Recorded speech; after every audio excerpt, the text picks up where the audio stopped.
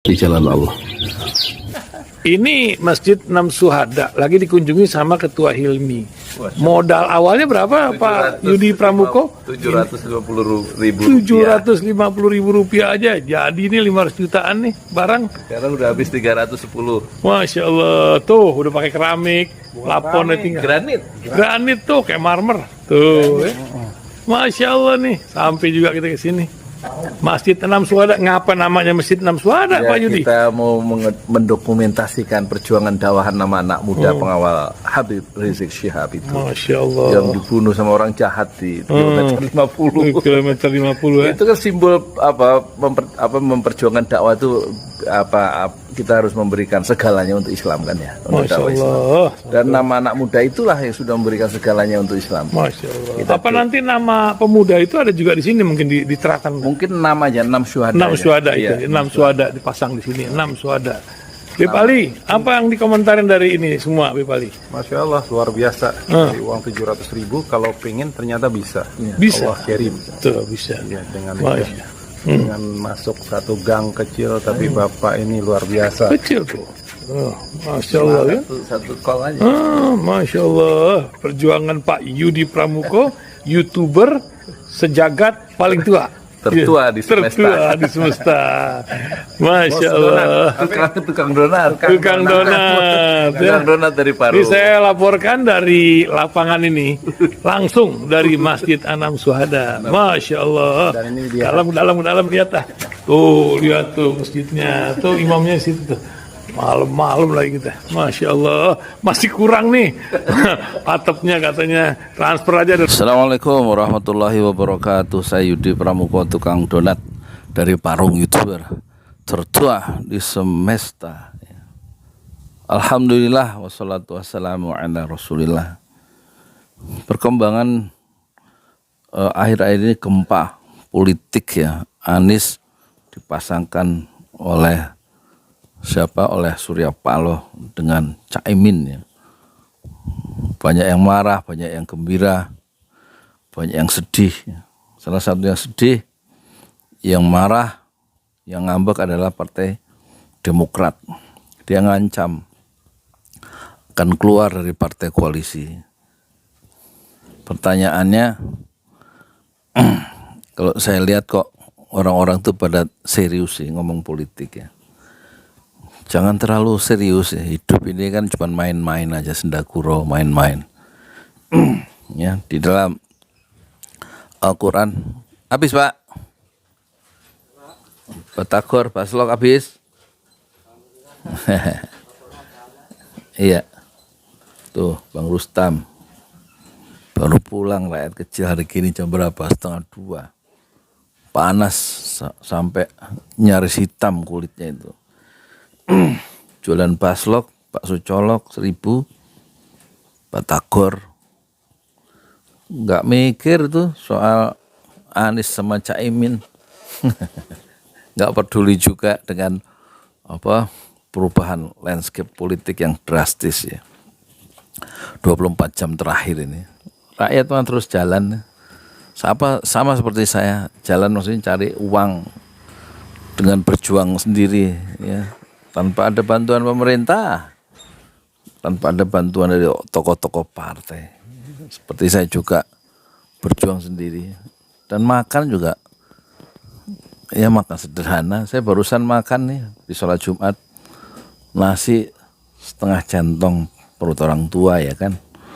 Pakai sambal goreng ati, beli 5.000, makan separuhnya. Campur sambal goreng kentang separuhnya. Udah gitu aja. Disiram pakai air putih, air dingin, air minum. Berenang mereka itu, sambal goreng ati sama sama sambal goreng kentang. Terus makan dengan kecepatan tinggi, 3 menit selesai. Hidupnya enggak serumit yang dipikirin para politisi itu ya. Ya kalau innal hayatad dunya, sungguhnya kehidupan dunia itu laibun ya, main-main, walahun, sendaguro, cuman main-main sendaguro aja, ya kan? Baru pulang, Panas-panas mah istirahat. Basreng.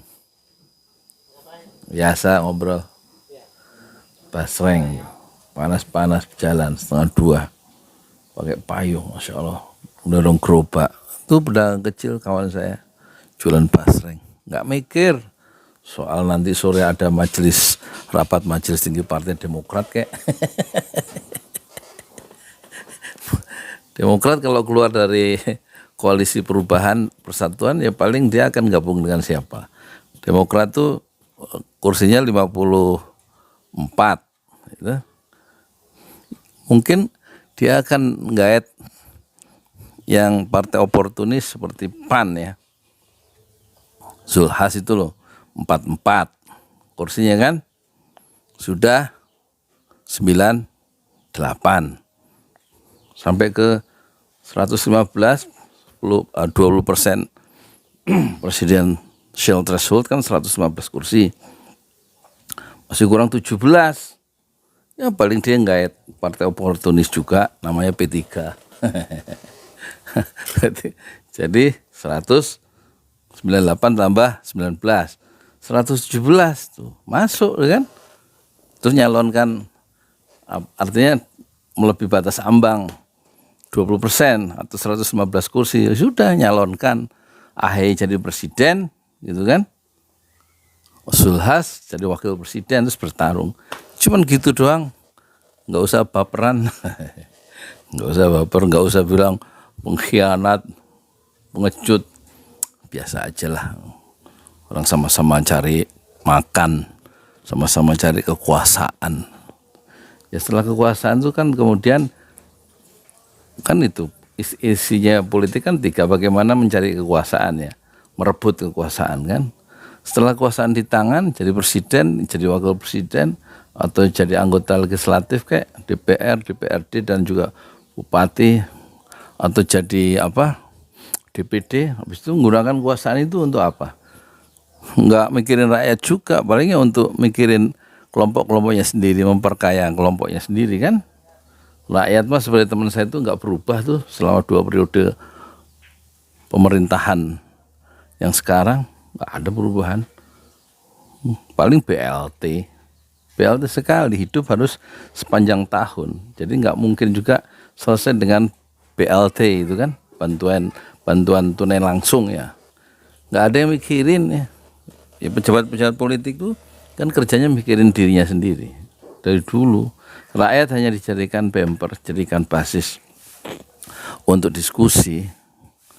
Tapi setelah mereka ngambil dapetin posisi politik tertentu, menjadi pejabat publik, rakyat mah ditinggalkan kan gitu ya. Jadi sebenarnya kalau nggak usah terlalu didramatisir ya, terutama Partai Demokrat tuh. Ya paling dia berkoalisi sama itu nanti P3, PAN dan Demokrat. Ya sudah selesai. Dulu juga SBY membuat kecewa Megawati kan. Dari Menko Polkam mundurkan diri, kemudian nyalip Megawati dan SBY jadi presiden mengalahkan Megawati. Ya kan biasa aja, nggak usah baperan ya. Maksudnya untuk Megawati biasa aja gitu. Yang sekarang SBY ditelingkung gitu, oleh Surya Paloh ya. Ya biasa aja. Nanti yang jadi presiden ya gantian, karena kekuasaan itu dipergilirkan oleh Allah kepada manusia. Jadi nanti waktunya Anies jadi presiden jadi aja. Takdirnya jadi ya. Caimin jadi wakil presidennya Anies, kalau jadi takdir Allah berlaku, kita manusia hanya menerima. Setelah itu rakyat yang dijadikan basis perdebatan atau basis suara dirayu-rayu, nanti setelah pemilu selesai ditinggalkan rakyat itu, kembali kehidupan normal dengan kepahitan dan kegetiran mereka sebagai rakyat kecil yang tidak pernah dibela oleh pemimpin politiknya sendiri, oleh presidennya sendiri, ya kan? Apalagi presiden kemudian mengambil keputusan-keputusan politik menguntungkan kelompoknya, menguntungkan pengusaha dan rakyat, hanya dijanji-janjikan, ya kan? Dan faktanya mereka tidak sejahtera hidupnya di tanah yang begini kaya, yang menurut Pujangga Multatuli Indonesia itu seperti sepotong surga di garis khatulistiwa, tetapi rakyat Indonesia menjadi kuli-kuli di negerinya sendiri. Ada 15.000, hampir 16.000 proyek Cina di Indonesia dalam 9 tahun terakhir. Kata Luhut Binsar Panjaitan, anggap banyaknya orang-orang asing menghisap cahaya matahari Indonesia, sementara rakyat Indonesia sendiri menjadi kuli di negerinya sendiri karena salah kelola, salah kelola oleh para pemimpin partai politik, salah kelola ya oleh siapa? Oleh pejabat-pejabat yang harusnya mensejahterakan mereka, justru membuat rakyat itu susah di negerinya sendiri. Dan kita teringat pada ucapan Haji Agus Salim 100 tahun yang lalu yang mengatakan dan mengingatkan, di negeri sendiri jangan kita yang menjadi penumpang. Tapi setelah 100 tahun ucapan Agus Salim, pahlawan nasional itu, di tengah perebutan kekuasaan di tingkat elit, rakyat tetap menjadi kuli di negerinya sendiri. Saya Yudi Pramuko, tukang donat dari Parung YouTuber, tertua di semesta Fasbir Sober Jamilah. Bersabarlah dengan kesabaran yang indah. Assalamualaikum warahmatullahi wabarakatuh.